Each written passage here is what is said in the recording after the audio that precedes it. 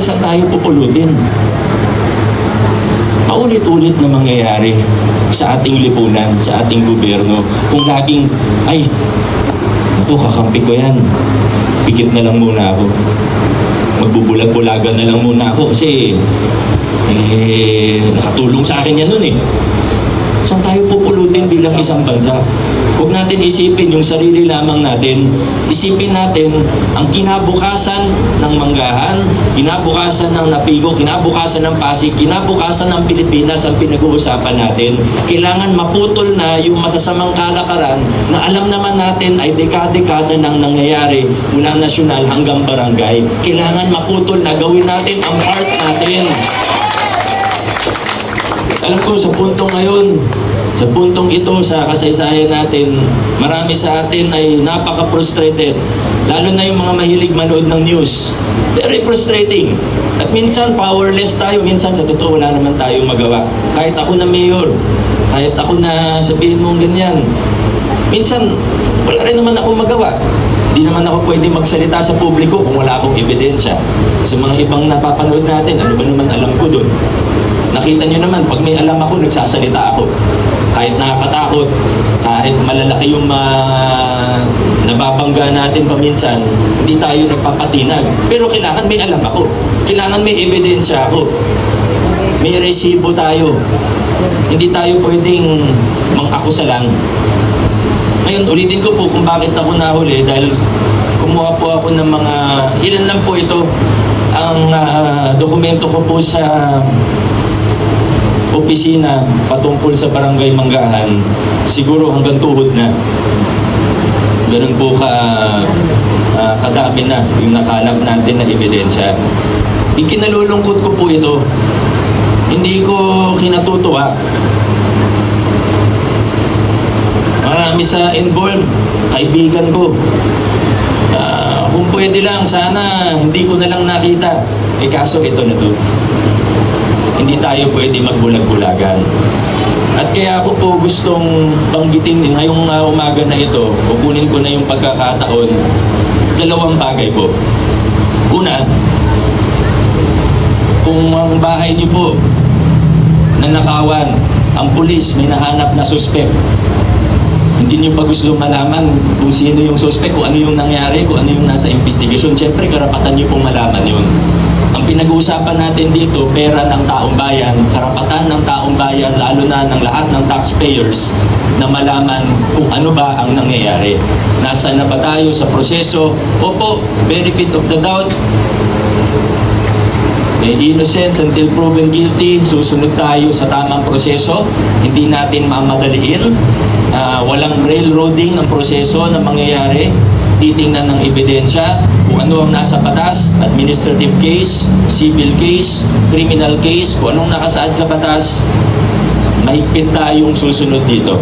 Walang shortcut. Ang problema lang, marami nang nagtatanong. Kasi may preventive suspension po tayong inilabas. Maraming nagtatanong, kung hindi po ako magsasalita ngayon, ayoko naman sana eh. Kaso lang, kung hindi po ako magsalita ngayon, yung chismis nanganganak eh. Iba-ibang kwento yung lumalabas. Kaya, unahan ko na po, putulin na po natin yung chismis. Putulin na po natin yung iba't ibang kwento na baka manganak. Baka iba-iba na. Pagdating sa ibang bahagi ng Manggahan at ibang bahagi ng lungsod natin, baka 100% iba na yung kwento. Kaya mabuti na po, nasa video ako, sigurado may magpo-post nito, narinig nyo ng pagkaharap tayo, ayoko man gawin to, may matitinding aligasyon ng korupsyon sa inyong barangay. Ito po, may ilang disbursement voucher ako, bagamat ito po,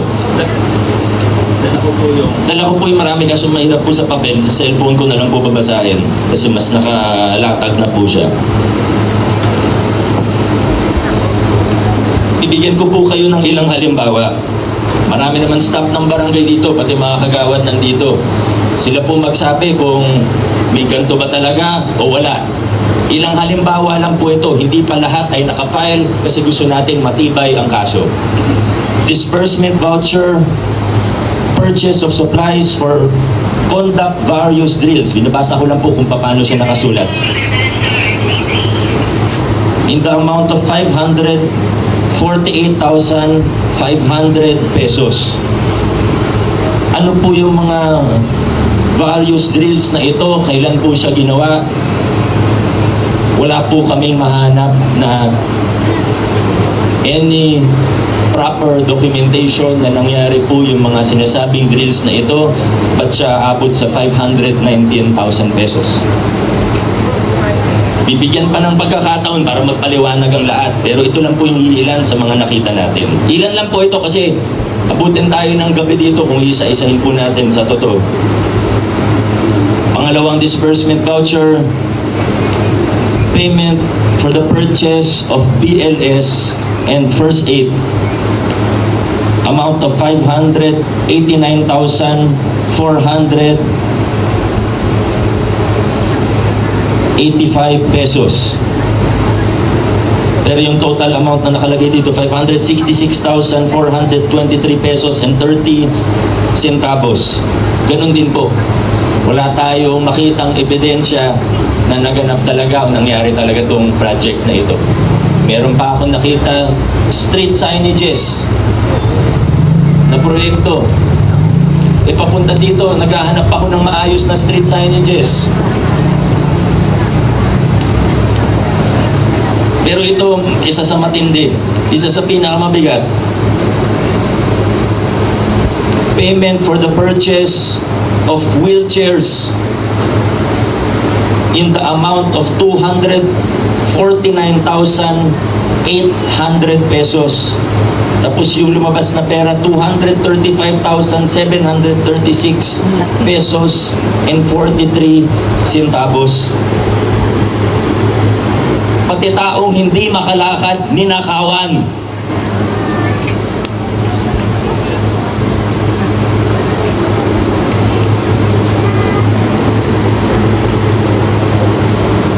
Meron po ba dito kahit isang barangay staff o kagawad na magsasabi na may dumating na wheelchair, kahit ilang piraso,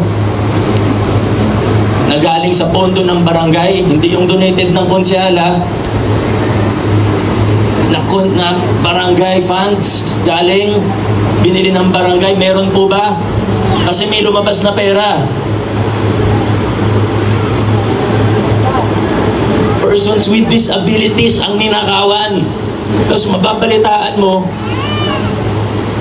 hanggang Meralco bill, hanggang Manila water bill, hanggang renta ng bahay, kinukuha sa pondo ng barangay. Saan tayo pupulutin ito? Tapos lahat iaasa sa lokal na pamahalaan, city government.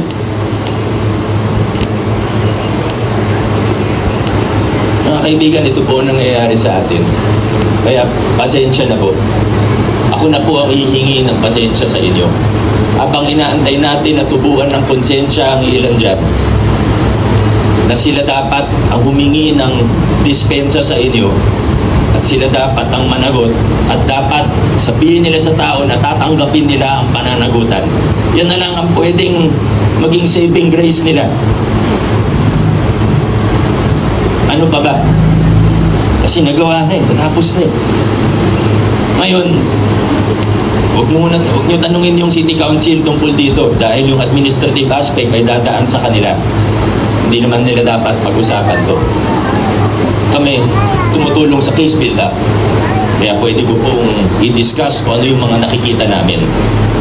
Hindi po para sa kung ano, pero muli po, para alam nyo kung ano yung totoong nangyayari. Ang bigat sa puso. Lungkot na lungkot ako. Anong gagawin ko? Kayo na po mag-husga kung tama o mali. Hahayaan ba natin? Pwede ko bang hayaan?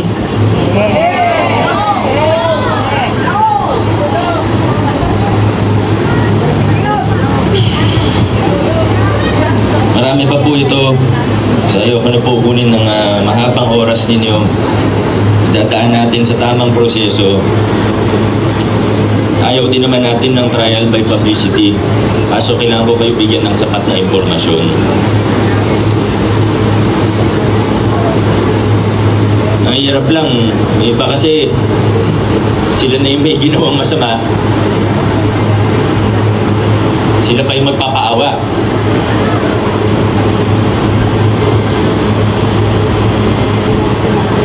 Ipagdasal natin muna sila. Diba? Lumakas ang kanilang pangangatawan, pero ang mas importante, tubuan sana ng konsensya. Pagdasal po natin yung magkaroon ng konsensya. Hindi pa naman siguro too late. Yung administrative, kahit wala nang magagawa, kahit humingi ng tawad, ganyan, tutuloy po yung mga kaso. Pero kung isa kang tao na alam nyo na siguro ibig ko sabihin, kailangan may pananagutan. Hindi pwedeng papaawa ka lang ng konti tapos na, wala na. E di yung susunod na uupo, lalong lalakas ang loob. Sabi, wala naman palang mangyayari pag nagnakaw ako ng milyon eh. Paulit-ulit na mangyayari sa atin. Eh, ang dami-dami palang pwedeng gawin ng Barangay Manggahan. Ang laki, magkano ang annual budget ng Barangay Manggahan ngayon? 130 million pesos ang budget ng barangay. 130 million. Mas malaki ang budget ng Manggahan kesa sa maraming munisipalidad at syudad sa Pilipinas. Ayun, mahirap magpatakbo ng barangay kasi kalahati niyan personal services pa lang. Kasi kailangan mo din ng PSF, di ba? Maraming, pero huwag naman sana go si employee na wala naman ginagawa sa barangay. Huwag naman sana na malaking bahagi ng pondo ay ginagamit para sa politika. Ibig sabihin, pagkaibigan na alagaan, kailangan putulin na natin yung ganyang klaseng kalakaran at sistema. Kailangan pantay-pantay ang tingin sa atin. Hindi pwedeng pagkakampi ka o kung kalaban ka para tumahimik ka o para lumipat ka na, aalagaan ka para pag nagkagulo, may taga-depensa kasi sabihin, ay, hindi napakabait niyan kasi laging tumutulong yan sa akin. Puti kong pera niya yung pinantutulong. Pera natin lahat yun eh. Pera niyo yan, di na mga taga-Manggahan, di naman ako taga-Manggahan. Pera niyo yan. Kaya, inikayat ko po ang bawat isa. Maging mapanuri tayo. Huwag tayo basta-basta maniniwala. Marami pa rin fake news. Siyempre, pag naakusahan ka, susubukan mo rin, baka yung iba gagawa rin ng kwento na, baka magaling kasi gumawa ng kwento ang iba dyan eh. Hindi nga ako nakausap, kinukot ako, nakausap daw ako. Nalalaman ko na lang, ngayon sinabi mo daw ganyan-ganyan. Hindi naman kami nag-uusap. Kaya kailangan maging mapanuri po tayo. Yan lang po ang pakiusap ko sa bawat isa. At kailangan baguhin na natin ang mindset natin kung paano natin tinitingnan ng mga politiko at ang ating gobyerno. Ang sukatan po ng pagiging public official mula sa barangay hanggang sa nasyonal ay kung nagagampanan ba ang trabaho ng maayos at ng mahusay at ng may katapatan. Hindi pwede yung kasi mabait. Kasi mapagbigay naman. Pero yun pala, libo yung binibigay, milyon yung problema. Hindi na tayo dapat magpaloko sa ganun. Kailangan tingnan natin yung kalidad ng serbisyo, yung katapatan ng serbisyo, yung kahusayan sa serbisyo. At kung mababago po natin kung paano tayo nag-iisip at kung paano natin tinitingnan ng ating mga politiko at ang ating gobyerno, dyan na po unti-unti. At kung susuportahan natin ng call para sa pananagutan ng mga nagkakamali at nagnanakaw na government officials, kaibigan man natin sila, kamag-anak man natin sila, naging kakampi man natin sila, para sa taong bayan, para sa kinabukasan natin, Kung mababago natin yung mindset na yan, diyan na po tayo unti-unti at tunay na asenso bilang isang bayan.